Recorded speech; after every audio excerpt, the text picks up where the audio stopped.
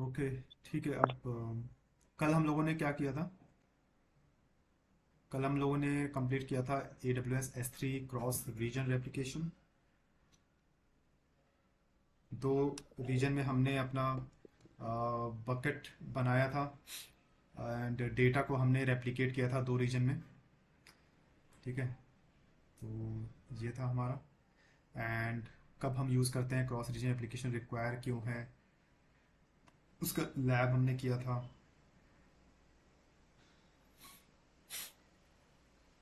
And object life cycle हमने पढ़ा था कि ऑब्जेक्ट लाइफ साइकिल कैसे हम करते हैं। लाइक जो हमने पहले हम पढ़ते चले आ रहे हैं कि हम चाहते हैं कि हमारा डेटा 30 दिन तक इस स्टोरेज में रहे, फिर 30 दिन ग्लेशियर में चला जाए, 30 दिन बाद फिर डीप आर्काइव में चला जाए। तो वो ऑब्जेक्ट लाइफ साइकिल भी हमने कंप्लीट किया था। एंड लैब कंप्लीट हो गया था हमारा। तो एक और छोटा सा टॉपिक हमारा बचा हुआ है S3 में, तो मैंने सोचा उसको भी कंप्लीट कर देते हैं। क्योंकि ये भी इंटरव्यू में वो पूछ लेते हैं, सभी तो नहीं पूछते लेकिन कुछ कंपनीज हैं जो पूछ लेती हैं आपसे S3, अगर वो पे आए हैं तो वो पूछेंगे कि can we host a website using S3। ठीक है, उनका क्वेश्चन ये रहता है। क्वेश्चन क्या रहेगा? Can we host a website using S3। तो नॉर्मली आप ये कहोगे कि यार S3 तो हम लोग स्टोरेज के लिए यूज़ करते हैं। ठीक है, तो उसमें वेबसाइट होस्टिंग का ऑप्शन है या नहीं है। ठीक है, तो हम जाके देख लेते हैं। S3 में आप जाओ। आपने बताया था वो स्टैटिक हाँ, वेबसाइट पे बना सकते हैं। हम्म। Exactly exactly। ठीक है, तो ये बकेट है हमारा। बकेट में हम प्रॉपर्टीज में अगर जाते हैं तो यहाँ पे जो लास्ट ऑप्शन आता है वो आता है स्टैटिक वेबसाइट होस्टिंग। तो इंटरव्यूअर आपसे ये पूछेगा कि can we host a website using S3। तो आपको यस बोलना है, yes we can host a website using ठीक है, we can host a website using S3 bucket. So for that we have to create a bucket, and into the properties the last option will be available, that is static website hosting। हालांकि इसकी कुछ configuration है backend में, क्या करना है क्या नहीं, वो भी आसान है, बहुत ज़्यादा टफ नहीं है। ठीक है, तो उसको मैं सोचा एक बार कवर करा दूं जिससे आप और कॉन्फिडेंट हो जाओ, क्योंकि इसके बाद कुछ है नहीं इसमें। S3 आपका कंप्लीट हो गया है। ओके। अब अगर इंटरव्यू में आपसे S3 का कुछ भी क्वेश्चन आता है तो you are good enough to answer all the question.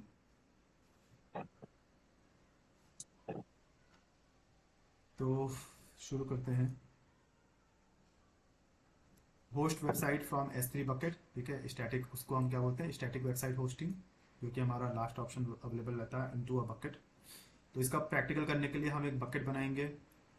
Okay. And bucket बनाने के बाद बकेट का जो नाम रहेगा, जैसे मैं AWS विथ लिनक्स वगैरह जो भी मैं नाम डालता हूँ, ठीक है, वो नाम आपका डोमेन से मैच करना चाहिए। जैसे डोमेन इन द सेंस कि अब हम थोड़ा वाइडली सोचते हैं इसके बारे में। ठीक है, तो वाइडली इन द सेंस कि जैसे हमारी कंपनी है।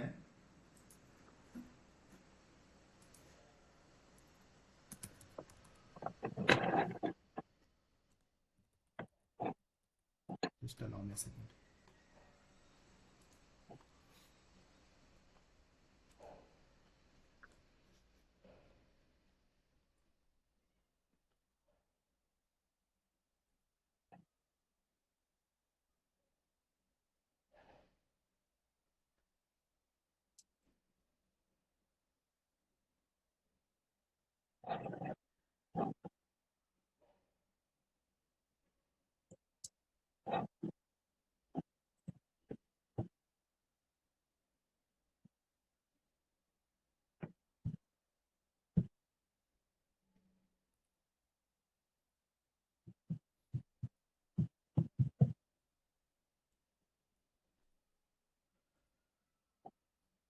तो फॉर एग्जांपल आप ऐसे समझ लो कि ठीक है, ये आपकी ऑर्गेनाइजेशन है।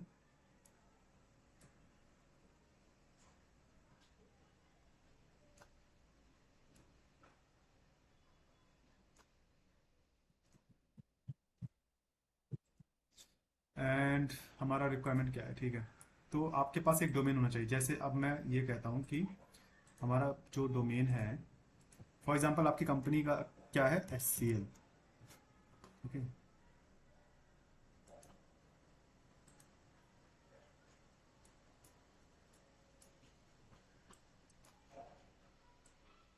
ठीक है, आपकी कंपनी है SCL, ओके,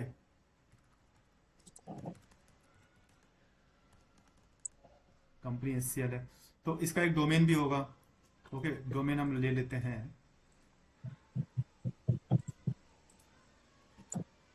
scl.com, ओके, या फिर इसको हम ले लेते हैं tcs.com, ठीक है, जो भी आपकी कंपनी है, ठीक है, वो हम इसका डोमेन ले लेते हैं। तो ये इसका डोमेन नेम हो गया, ठीक है, जैसे अगर हम यहाँ पे जाएं scl.com, ठीक है, तो ये इसका ये डोमेन नेम है, ओके, देखो ये SCL का पूरा आ गया, ठीक है। तो आप इनका रिक्वायरमेंट क्या है, अगर आपको स्टैटिक वेबसाइट आपको चाहिए, ठीक है, होस्ट करनी है, तो आपका जो बकेट का नाम होगा वो डोमेन नेम रहना चाहिए, ठीक है, या तो scl.com रखो या तो पूरा www.scl.com, दो में से एक चीज़ आप रख सकते हो।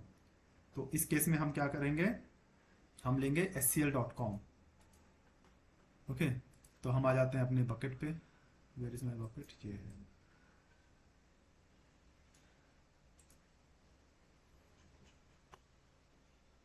आप S3 खोलो, क्रिएट बकेट, बकेट का नाम रख दो आप scl.com, ओके, रीजन इसका वर्जीनिया ही रहने दो, कोई दिक्कत नहीं है। एंड हाँ, इसमें एक इम्पॉर्टेंट चीज़ है, region you can choose any one, make sure to allow public access on the bucket. अब ये क्यों रिक्वायरमेंट है, ये पब्लिक एक्सेस इस पे अलाउ करना है हमें, ठीक है, क्यों अलाउ करना है, अब इस पे थोड़ा सा आपको दिमाग लगाना है, अपना कॉमन सेंस लगाना है, कि जो ये scl.com का वो है, वेबसाइट है, आप ये बताओ इस पे पब्लिक एक्सेस अलाउड है कि नहीं, इस डोमेन पे? अलाउ है। हाँ, अलाउड है, तभी हम इसको एक्सेस कर रहे हैं। अगर इस पे पब्लिक एक्सेस अलाउड नहीं होता तो मैं यहाँ पे बैठ के अलाउ इसको एक्सेस ना कर पाता, ठीक है, तो हमें यहाँ पे पब्लिक एक्सेस अलाउ करना है, तो उसके लिए हमें क्या क्या करना है, सबसे पहले ACL एनेबल करना है, ओके, एंड उसके बाद फिर अनब्लॉक करना है पब्लिक एक्सेस को, उसके बाद इसको एक्नॉलेज पे करना है, वर्जनिंग भी आप एनेबल कर दो क्योंकि हम पढ़ चुके हैं, तो अब ये सब चीज़ें हम एनेबल और डिसेबल कर सकते हैं, और क्रिएट बकेट करना है आपको, ओह सॉरी, ये ऑलरेडी एग्जिस्ट करता है, तो हम इसको कर देते हैं AWS विथ linux.com, मेरी वेबसाइट का नाम ये रहेगा, ठीक है, मेरी कंपनी का नाम ये है AWS with linux.com, और मेरा डोमेन भी यही रहेगा, तो मैं बकेट भी इसी नाम से बना रहा हूँ, इसको कर रहा हूँ क्रिएट बकेट।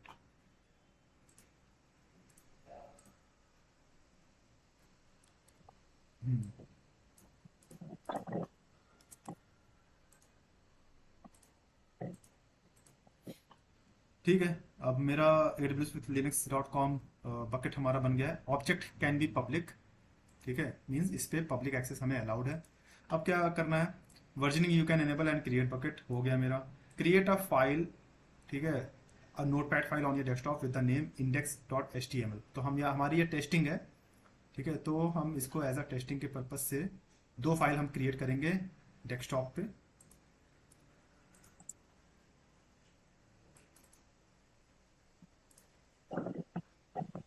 एक नया फोल्डर बनाता हूँ मैं, उसके अंदर इसे बनाता हूँ, ठीक है, तो यहाँ पे आपको न्यू करना है, न्यू टेक्स्ट डॉक्यूमेंट, इसको ओपन करना है, इसमें लिखना है this is a static website, ठीक है, of AWS with Linux, and इसको सेव एज करना है, सेव एज करना है index.html के फॉर्मेट में, और इसको कर देना है ऑल फाइल्स, सेव कर दिया आपने, ठीक है, अब इसको देखते हैं, हमारा जैसे सेव करोगे इंडेक्स ये इस फॉर्मेट में आ जाएगा आपका एक वेबसाइट के। मैंने जो एक वेबसाइट आपको क्या बोलते हैं, विंडोज़ का जब हम लोग लैब कर रहे थे, नेट गेटवे एंड ऑल, तो उसमें मैंने एक बार ये करके दिखाया था, ठीक है, वेबसाइट होस्ट करना, तो सिमिलर वाइज आपको एक index.html बनाना है, लेकिन वो यहाँ पे क्योंकि हम S3 पे कर रहे हैं तो हमारा ये डेस्कटॉप पे करना है हमने, और इसको अपलोड करना है हमें क्लाउड पे।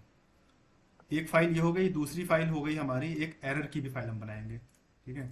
और उसका रहेगा एरर 404। हम इसको सेव एज करेंगे, error dot H T M L, sorry, save as.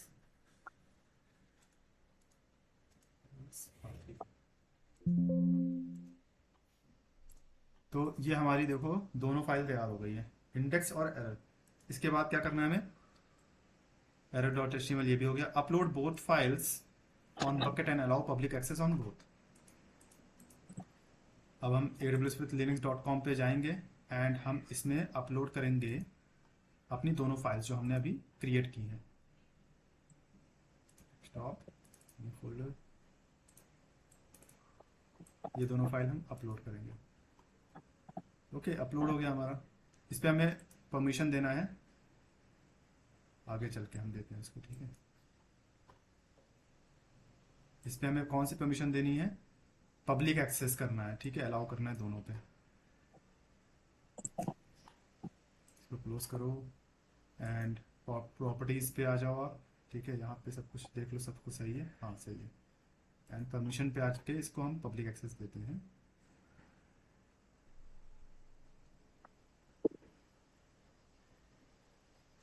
Read and right का हमें देना है, इसको एडिट करेंगे हम, पब्लिक एक्सेस, ठीक है। सेव चेंजेस,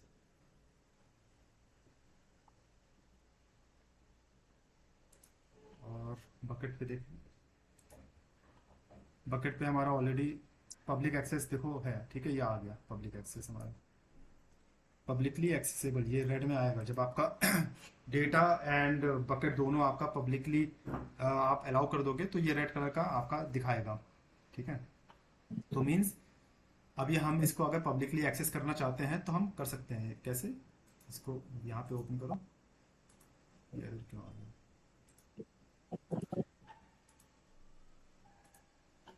परमिशन में देखते हैं कुछ है, हाँ ओके। अभी हमने इस पर्टिकुलर फाइल पे नहीं दे रखा है परमिशन, इसको हमें यहाँ करना है।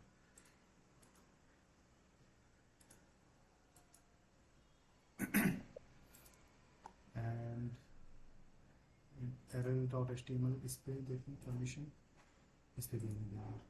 तो पब्लिक एक्सेस देने का आपको दो जगह से देना है, बकेट पे भी देना है एंड फाइल पे भी देना है।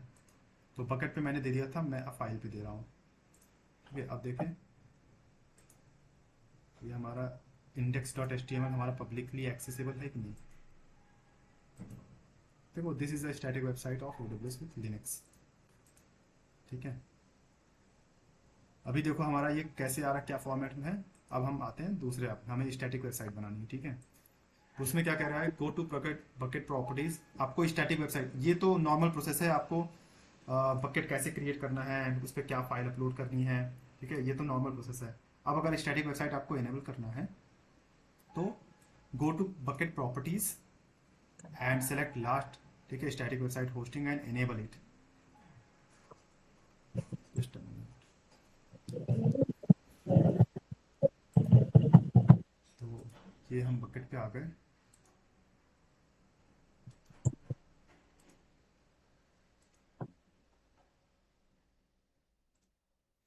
वेयर इज माय बकेट,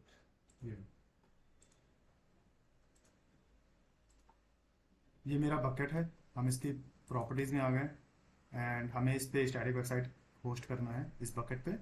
तो नीचे आओ, नीचे आओ और नीचे, ये रहा आपका वो ऑप्शन, ठीक है। इसको करो एडिट, इसको कर दो एनेबल।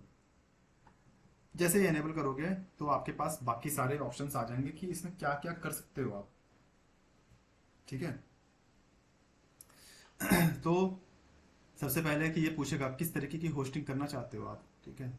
स्टैटिक वेबसाइट मतलब use the bucket end point as a web address, या फिर redirect request to another bucket और डोमेन। तो हम सिंपल सा स्टैटिक वेबसाइट ही यूज करना चाहते हैं। सारा डेटा, सारी फाइल हमारी बकेट ही रहेगी, बकेट पे ही सारा खेल हम करेंगे, तो ये चेंज नहीं करेंगे। यहाँ पे अब हमसे पूछा जा रहा है इंडेक्स डॉक्यूमेंट, मतलब आपका जो होम पेज का HTML फाइल है वो यहाँ पे डालो, वो किस नाम से है। हम इसको कर रहे हैं index.html के नाम से है मेरी इंडेक्स डॉक्यूमेंट। कोई भी वेबसाइट आप बनाओगे, मतलब जो भी हमारे वेब डेवलपर होते हैं, जो भी वेबसाइट होस्ट करते हैं खासकर विंडोज़ पे, तो उनका जो HTML पेज रहता है, जो फ्रंट पेज रहता है, जैसे ये फ्रंट पेज है, तो इसका जो नाम रहता है ना, वो index.html ही होता है। अगर हम इसके बैकएंड पे जाएं, तो अगर मैं वेब डेवलपर हूँ, ठीक है, तो जो मेरा फ्रंट पेज का जो जहाँ पे मैं कोड लिखूंगा, ठीक है, जैसे मैंने ये कोड लिखा है ये, तो इसका जो नाम रहेगा वो index.html ही रहता है। तो वो यहाँ पे देना है। और ये कह रहा है कि अगर आपके वेबसाइट पे कोई एरर आ गई तो उस एरर का नाम आप किस फाइल में दोगे, तो मैंने क्या लिखा है, error.html। ये इसलिए दिया मैंने क्योंकि ये दोनों फाइल मेरे S3 बकेट में अवेलेबल हैं, और ये फाइल आपकी अवेलेबल होनी चाहिए। जो भी आप नाम दोगे यहाँ पे, वो यहाँ पे अवेलेबल होनी चाहिए, उसी को ये उठाएगा और वही पुश करेगा। सेव चेंजेस कर दो, और कुछ नहीं करना है, ठीक है। ये फाइल और ये फाइल आपने दे दिया, होम पेज आपको इस नाम से दिखाएगा, एंड एरर आएगा तो ये पेज खोल देगा, ठीक है। और इसको कर दो आप सेव चेंजेस। बहुत आसान, बहुत सिंपल। अब आप इस पे अगर जाओगे लास्ट में स्टैटिक वेबसाइट होस्टिंग पे, देखो आपको इनेबल्ड दिखा रहा है, ठीक है, और बकेट वेबसाइट एंड पॉइंट, ठीक है, और ये इसकी वेबसाइट दिखा रहा है। ओके, लेकिन वेबसाइट को जाने से पहले हमें क्या करना है, एक और प्रोसेस फॉलो करना है। Go to permission and select bucket policy, ठीक है। आपको बकेट पॉलिसी लगानी है जिससे आपको आपकी ये वेबसाइट पूरी दुनिया एक्सेस कर सके बिना किसी इशू के। याद रखिए, जो हमने अभी एक्सेस दिया है, पब्लिक एक्सेस एंड ऑल, वो सिर्फ हमने बकेट पे और उसके अंदर के डेटा पे दिया है। इन दोनों फाइल को हम पब्लिकली देख सकते हैं, और इस बकेट को भी हम एक्सेस कर सकते हैं पब्लिकली, ठीक है। लेकिन जो वेबसाइट मैंने बनाई है, वेबसाइट अभी मेरी पब्लिकली एक्सेसिबल नहीं है, ठीक है। उसको करने के लिए आपको बकेट पॉलिसी लगानी पड़ेगी। बकेट पॉलिसी लगाने के लिए आपको परमिशन पे जाओ, ठीक है, एंड आप यहाँ पे आओ, ये तीसरा ऑप्शन आपको मिलेगा, bucket policy. The bucket policy is written JSON provide access to the object store in the bucket policy. अब बकेट पॉलिसी कई तरीके की होती हैं, ठीक है। तो हमें यहाँ पे जो पॉलिसी लगानी है, वो मैं यहाँ से कॉपी कर लेता हूँ गूगल से, कौन सी पॉलिसी लगानी है। AWS S3 static website bucket policy setting permission for, इसमें आराम से देखते हैं, ठीक है। हमें कौन सा ओपन करना है, setting permission for website access. तो ये पॉलिसी, ये हमारी जो पॉलिसी होगी ना, वो कोड में होगी, थोड़ा सा 4 लाइन का कोड होगा, ठीक है। Edit S3 bucket policy settings and all, ये ब्ला ब्ला ब्ला, ठीक है। इसमें हमें ऐड अ बकेट पॉलिसी, ये यूज करना है हमें, ठीक है। Add a bucket policy to make the object in your bucket publicly readable, you must provide a bucket policy that grants everyone permission, ठीक है। after you edit S3 bucket policy access settings, you can add a bucket policy to grant public read access to your bucket. When you grant public read access, anyone on the internet can access your bucket। तो ये policy अगर आप enable नहीं करोगे तो आपका जो website host कर रहे हो ना, वो कोई एक्सेस नहीं कर पाएगा। तो इसलिए हमें ये पॉलिसी लगानी पड़ेगी। ओके, इसको कॉपी कर लो आप, एंड आप आइए वापस S3 अपने बकेट पे, और बकेट पॉलिसी पे क्लिक करो, यहाँ पे एडिट पे क्लिक करो इसको, और इस कोड को यहाँ पे पेस्ट कर दो। यहाँ पे सिर्फ आपको बकेट का नेम चेंज करना है और कुछ नहीं। बकेट का नेम क्या है आपका, AWS with linux.com, ठीक है। सिर्फ आपको ये बकेट का नेम चेंज करना है और बाकी सब कुछ वैसे ही रहेगा, एंड इसको करना है सेव। ये कोड हमें मिल जाएगा जैसे आपने भेजा, और उसके अंदर हाँ आमूल चूल हाँ, परिवर्तन करने हैं बस हमें, सिंपल। बस बस मैं इसको कॉपी करके हम्म, आपको रख भी हम्म। दूंगा, ठीक है। सेव चेंजेस कर दो और इसको। अब आप अगर बकेट पॉलिसी, अब इसको आप अगर दोबारा बकेट पे आते हो, ठीक है, AWS with linux.com पे आते हो, एंड परमिशन पे आते हो तो आप बकेट पॉलिसी में देखोगे आपका ये पॉलिसी ऑलरेडी यहाँ पे अटैच्ड है एक। ठीक है, ये पॉलिसी है आपकी। Okay, that's it. अब हमें क्या करना है, हाँ, अब हमें रूट 53 में भी जाना है और एक होस्टेड जोन बनाना पड़ेगा। अब एक चीज इस पे समझिएगा कि हम लोगों ने जो डोमेन बनाया है, ठीक है, वो ऐसे ही है डोमेन, वो रियल में डोमेन नहीं है। तो क्योंकि मैं नहीं चाहता किसी का यहाँ पे पैसा खर्च हो, तो प्रोसेस एज इट इज यही रहेगा, इसके अलावा कोई प्रोसेस नहीं रहेगा। ठीक है, जो प्रोसेस मैं बता रहा हूँ वही प्रोसेस करके वेबसाइट होस्ट की जाती है। ठीक है, क्योंकि अभी अगर आप रियल में जाओगे डोमेन परचेज करने के लिए होस्टिंगर से या बिग रॉक से या बिग डैडी से, तो आपका कम से कम डोमेन का ही कम से कम 200-300 रुपये लगेगा एक लोग का। तो वो बेफिजूल है ना वो खर्च करना, क्योंकि ये इतना ज़्यादा आपको डीप में जाने की जरूरत नहीं, क्योंकि आपसे सिर्फ पूछा जाएगा can we host a static website from the S3, yes और नो। आपको बताना है यस।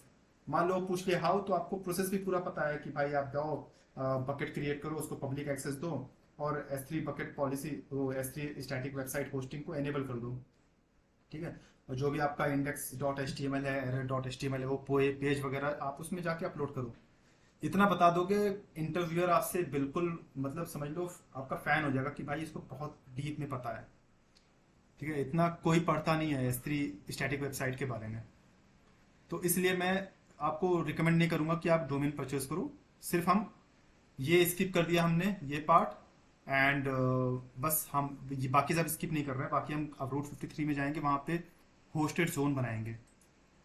ठीक है, अब जो मेरा, अब इसको, ये तो मेरा कंप्लीट हो गया। अब मैं आ जाता हूँ रूट 53 में। वो इसलिए आता हूँ क्योंकि जो ये मेरा बकेट है, बकेट का नाम है AWS विथ लिनक्स। ये मेरा डोमेन है जो मैंने बाहर से परचेज किया है। ठीक है, जैसे मेरा scl.com है, ठीक है, microsoft.com है।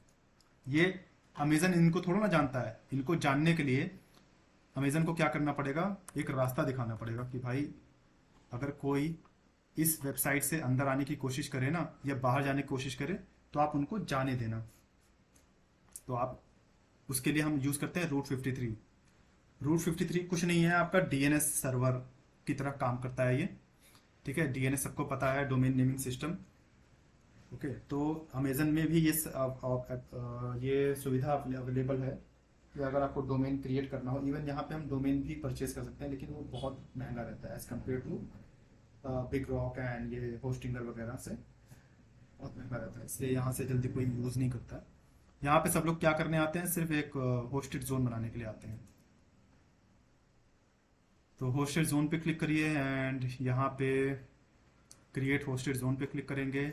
यहाँ पे जो भी आपका डोमेन नेम आपने परचेज किया है, या आपका जो बकेट का नाम है डोमेन का, वो आपको देना है यहाँ पे। तो AWS with Linux dot com. ठीक है, और ये पब्लिक होस्टेड जोन है, यस। बस कर दो, आप इसको सेव कर दो। अब जब आप इसको होस्टेड जोन में आप आओगे, यहाँ पे आप ये खोलोगे ना, तो आपको इसमें दिखेगा टाइप क्या है, पब्लिक। ठीक है, अगर थोड़ा बहुत आपको DNS वगैरह पता होगा तो इसमें आप समझ सकते होगे कि हाँ टाइप क्या है, रिकॉर्ड टाइप NS है, MX रिकॉर्ड, वो सारे इसमें आप दिख रहे हैं। ठीक है, तो ये सब तरीके हैं, मतलब कि .NET के थ्रू आ सकते हैं, co.uk के थ्रू आ सकता है कोई भी और जा सकता है। .NET के थ्रू कोई इंटर और एग्जिट कर सकता है, .org के थ्रू, ठीक है, और .com के थ्रू कोई भी आ और जा सकता है। थोड़ा सा ये अलग वो है, तो हम ज़्यादा डीप में नहीं जाते हैं। बट ये है कि हमने एक रास्ता बता दिया है AWS को कि अगर कोई भी वेबसाइट या इस नाम से अंदर या बाहर जाती है, आती है या जाती है, तो उसको आने दिया जाए। तो उसके लिए हमने रूट 53 में हमने एक होस्टेड जोन बना दिया है और एंट्री वहाँ पे एनेबल कर दी है।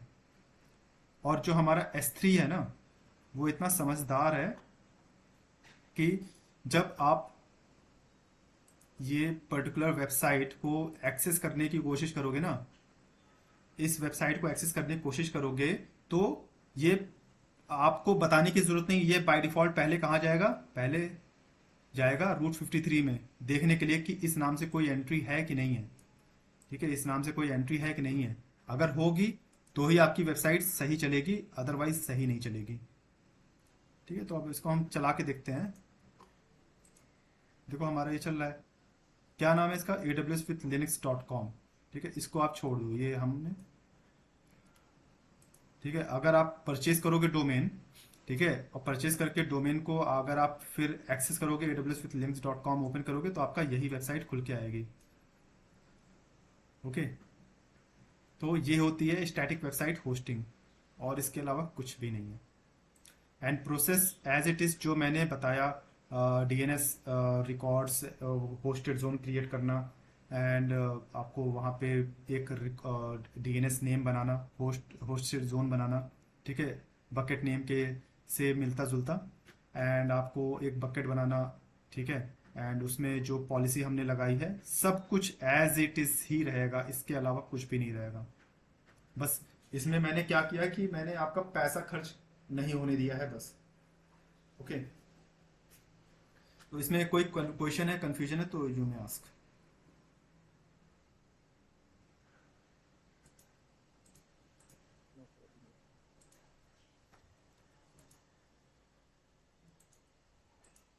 अगर अगर हम इस वेबसाइट को एक्सेस करेंगे और बीच में कोई नेटवर्क का इशू आ गया या फिर डेटा अवेलेबल नहीं है, तो आपका क्या आएगा? एरर, जी आएगा एरर। ठीक है, अब देखो जो मेरा ये जो वेबसाइट है, ठीक है, मैं अगर इस पर्टिकुलर ऑब्जेक्ट को डायरेक्टली एक्सेस कर रहा हूँ तो कैसे आ रहा है? HTTPS/S3। ठीक है, इस तरीके से आ रहा है, amazon.com के थ्रू आ रहा है।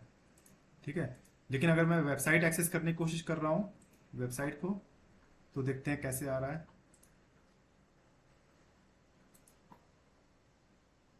प्रॉपर्टीज में यहाँ पे इसका यूआरएल दिया गया है। ठीक है, ये यूआरएल है, इसको एक्सेस करोगे तो यहाँ पे देखो कैसे आ रहा है, aws-with-linux.com करके आ रहा है। ठीक है, और इसमें कैसे आ रहा है? इसमें दूसरे तरीके से आ रहा है। तो यही होती है स्टैटिक वेबसाइट होस्टिंग। अब आप इसमें चाहे तो ये सब पूरा डाल सकते हो। ठीक है, ये जो पूरा है ना पेज का लेआउट, ये सब कुछ इसमें, जो आपका डेस्कटॉप पे आपने बनाया है index.html, ठीक है, इसमें पूरा उस तरीके से आप बना सकते हो। ठीक है, कंटेंट उस तरीके से आप डाल सकते हो, तो आपका पूरी वेबसाइट ही तैयार हो गई। तो S3 का हम यूज़ इसलिए भी करते हैं। ओके, इसको मैं कॉपी करके पेस्ट कर दूंगा, यूआरएल ही मैं दे दूंगा आपको। ठीक है, जिससे आपको आसानी होगी। तो ये हमारा जो लास्ट लेक्चर था on AWS static website hosting, वो कंप्लीट हो गया है। एंड इसमें इंटरव्यू में क्वेश्चन यही आएगा। ठीक है,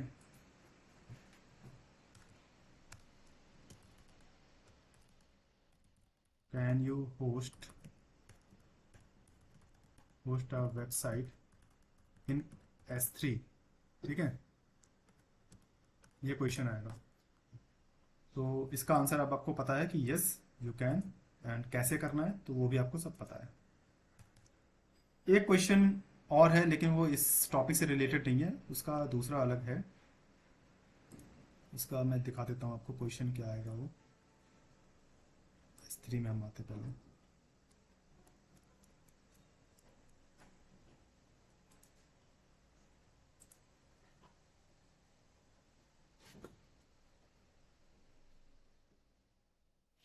हाँ, तो एक क्वेश्चन ये आता है कि अगर आपका बकेट है, ठीक है, एंड आपको इसमें डेटा अपलोड करना है। ठीक है, ये मेरा बकेट है aws-with-linux.com नाम से। ठीक है, एंड इसमें आपको डेटा अपलोड करना है, और उस डेटा का जो साइज है वो काफ़ी ह्यूज है, लाइक 1 टेराबाइट है। ओके, 1 टेराबाइट है, और उस डेटा को कॉपी करने में काफ़ी टाइम लग रहा है। तो क्या ऐसा कोई तरीका है जिससे वो डेटा काफ़ी स्पीड में ट्रांसफ़र हो सके?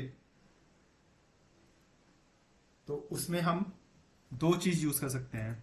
ठीक है, एक है AWS multi part upload. Okay, लेकिन इसके लिए हमें क्या करना पड़ेगा? We have to cut data into pieces. ठीक है, हमें खुद उसको पीस में बनाना पड़ेगा, एंड उसके बाद उसके बाद हमें उसको अपलोड करना पड़ेगा मल्टी पार्ट के थ्रू। लेकिन इसके अलावा कोई ऑप्शन है अवेलेबल AWS S3 में? ठीक है, इसका क्वेश्चन ये है कि हाउ टू ट्रांसफर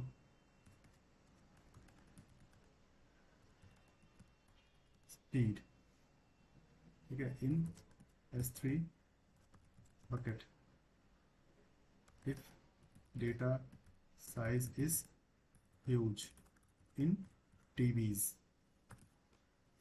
ठीक है, तो one one option is AWS multi part upload हम यूज कर सकते हैं, बट उसमें हमारी एक रिक्वायरमेंट रहेगी, we must cut data into pieces. जैसे हमारा विनजिप नहीं होता है, विनरार होता है, उसको हम कोई भी फाइल होती है उसको हम डिवाइड कर देते हैं, फिर उसके बाद फिर कंप्रेस करते हैं एक साथ, तो वो ब्ला ब्ला वो थोड़ा सा रहता है प्रोसेस।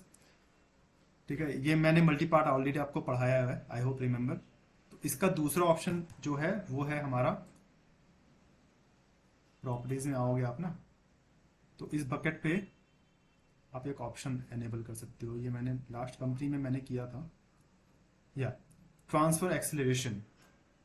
ठीक है, ये जो ऑप्शन है लास्ट कंपनी में मेरे साथ हुआ था, लाइक मेरे जो क्लाइंट था, ठीक है, देवर इन US एंड उनका रिक्वायरमेंट ये था कि उनके पास 2 टेराबाइट का डेटा था, और वो वीएम वेयर का वो बैकअप था, उनको क्या बोलते हैं, अपलोड करना था AWS कंसोल पे। एंड उसको उसका उस पर्टिकुलर बैकअप का उनको एक EC2 इंस्टेंस बनाना था। ठीक है, तो कई वीएम वेयर के वो बैकअप थे, तो वो कई टेराबाइट में वो जो था डेटा था, अराउंड 2 टेराबाइट, अराउंड 2000 GBs। तो उनकी रिक्वायरमेंट ये थी कि जब वो डेटा को अपलोड कर रहे थे ना, तो डेटा काफ़ी स्लो स्पीड में जा रहा था। तो वो उन्होंने टिकट रेस किया और वो टिकट मेरे पास आई, तो they reach out to me कि भाई इसमें क्या कर सकते हैं। तो मैंने उनको ये ऑप्शन बोला कि हम ये कर सकते हैं कि यूज़ कर सकते हैं ट्रांसफर एक्सेलरेशन। ठीक है, इसको अभी देखो ये डिसेबल्ड है क्योंकि ये फ्री नहीं, इसमें पैसे लगते हैं। ठीक है, तो इसको मैंने किया एनेबल। यहाँ पे आओगे आप, इसको एनेबल करोगे, ठीक है, और इसका एंड पॉइंट आएगा।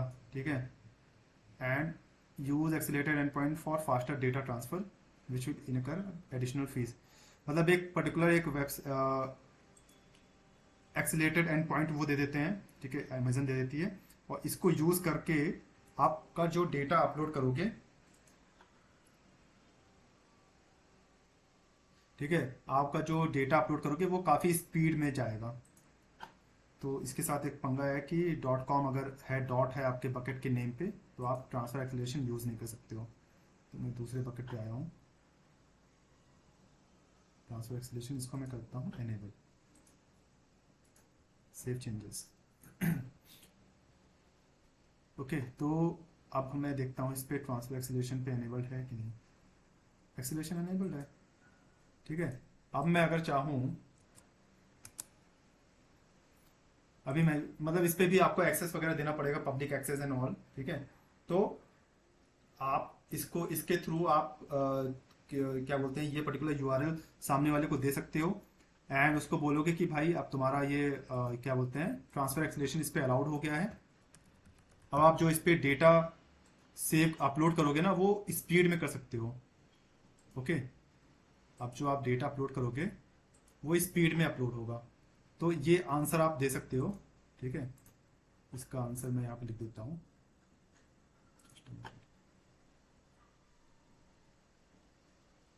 ट्रांसफर एक्सेलरेशन, ये एक ऑप्शन है हमारे पास। ठीक है, ट्रांसफर इस मतलब ये इनेबल करना पड़ेगा हमें, राइट? हाँ, ये आपको उस बकेट पे एनेबल करना पड़ेगा जहां पे वो पर्टिकुलर बंदा यूज करना चाह रहा है। हम्म। ठीक है, और इसको हमें वो डिसेबल भी करना पड़ेगा पब्लिक एक्सेस, तभी हम कर सकते हैं इसको। नहीं, मतलब ये कंपनी में तो नहीं करना पड़ेगा पब्लिक एक्सेस वगैरह। ठीक है, हम्म। क्योंकि ये मेरा प्राइवेट बकेट है। ठीक है, तो मैं एनेबल कर रहा हूँ क्योंकि ये कोई डोमेन वोमेन से मेरा ये AWS वगैरह अकाउंट कॉन्फ़िगर नहीं है। तो अच्छा अच्छा। जो मैंने लास्ट कंपनी में किया था, तो वहां पे मैंने पब्लिक वगैरह कुछ भी एक्सेस नहीं दिया था, सिर्फ सिंपली इसको प्रॉपर्टीज में गया, मैंने इसको एनेबल किया। ओके, क्यों हम्म। क्यों क्योंकि ऑलरेडी उसको इस बकेट का एक्सेस था, इस अकाउंट का भी एक्सेस था, सब कुछ उसको एक्सेस था। ठीक है। और जो इसमें एनेबल करने के बाद जो वेबसाइट उसको मिली थी, ये वेबसाइट, उसका भी उसको एक्सेस था। तो हम्म। सिंपली उसने वेबसाइट ओपन की। ठीक है। और उसके बाद फिर उसने यूज करके उसने डेटा जो है, समझ लो 50%, मतलब 2 टाइम्स आपकी स्पीड बढ़ गई थी। जो पहले की स्पीड थी और जो अभी की हम्म। स्पीड थी वो 2 टाइम्स बढ़ गई थी। ओके। तो हाँ। तो मीन्स अगर लाइक जो बैंडविड्थ है 2 Mbps का है, तो उसी हिसाब से तो स्पीड रहेगा। वो 2 Mbps से 3 Mbps तो नहीं हो सकता ना? नहीं नहीं, बैंडविड्थ तो आपका सेम रहेगा, लेकिन इसका हम्म। रिक्वायरमेंट क्या था ना, इसके पास मतलब बैकअप था। ठीक है। अब बैकअप था एक एक जो सर्वर का जो बैकअप था, ठीक है, स्नैपशॉट था VMware का, वो अराउंड 20 GB या 30 GB था। ओके। ओके। हाँ। तो वो सबको साथ में कर रहा था, तो मैंने बताया ना, दो ऑप्शन है, या तो आप मल्टी पार्ट अपलोड यूज करो। हम्म। ठीक है। या फिर आप इसको ट्रांसफर एस्केलेशन यूज करो। तो मैंने उसको बोला कि आप ट्रांसफर एस्केलेशन करो, क्योंकि मल्टी पार्ट में आपको उसको डिवाइड करना पड़ेगा चंक्स में, छोटे छोटे टुकड़े करना पड़ेगा। गॉट इट, गॉट और इट। है ना। तो तो ट्रांसफर ये एस्केलेशन ऑप्शन आप हमारे यूज। लिए है। हाँ और लेकिन ये चार्जेबल है, लेकिन एक बार हमारा काम बंद हो जाए तो हम इसको डिसेबल भी कर सकते हैं, राइट? हाँ, मतलब ये आपको एनेबल करना पड़ेगा जब तक उसका काम नहीं हो रहा है, आधे एक घंटे में उसका हो जाएगा हम्म। अपलोड। उसके बाद आप इसको डिसेबल कर दो। और उसके बाद से उतना ही चार्ज आएगा जितना हमने, जितनी देर के लिए हमने इसको ऑन किया। हाँ। और चार्ज अगर देखा जाए ना, तो सिर्फ डेटा ट्रांसफर का जो चार्ज आएगा, अगर बहुत ज्यादा देखा जाए हम्म। ना, तो 2 TB का आपका 10 से 20 रुपए आएगा बस। हाँ, ठीक तब है। तो ठीक है। हाँ, कंपनी के लिए 10-20 रुपए मान्य नहीं रखती है वो। राइट, दिक्कत राइट। तब आती है जब जब लाखों में बात होती है, तब उनके लिए प्रॉब्लम आती है। हम्म। राइट।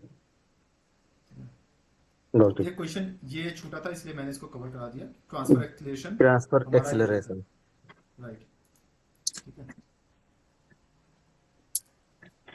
एंड बाकी सब आपका S3 में कुछ बचा नहीं है, सब कुछ हो गया है। हम्म। तो ये हमारा लास्ट लेक्चर था S3 पे।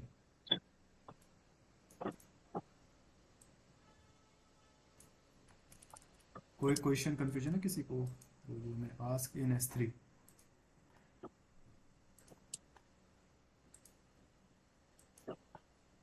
No, I think from my side. इसके बाद जो हमारा टॉपिक रहेगा वो है EFS, elastic file system. And उसके बाद फिर EBS, छोटे छोटे लेक्चर हैं ये। एंड उसके बाद फिर हम आएंगे auto scaling and load balancer पे। ठीक है। तो yes, auto scaling and load balance. हाँ, वो हमारे थोड़े से इम्पोर्टेंट है, और वो थोड़ा लंबा जाएगा, जैसे हमारा VPC गया था, बीपीसी। थोड़ा सा लंबा गया। हाँ, सिमिलर वाइज वो भी थोड़ा सा वो कॉम्प्लिकेटेड है। और अगर वो समझ में आ गया तो फिर बहुत आपके लिए अच्छा रहेगा।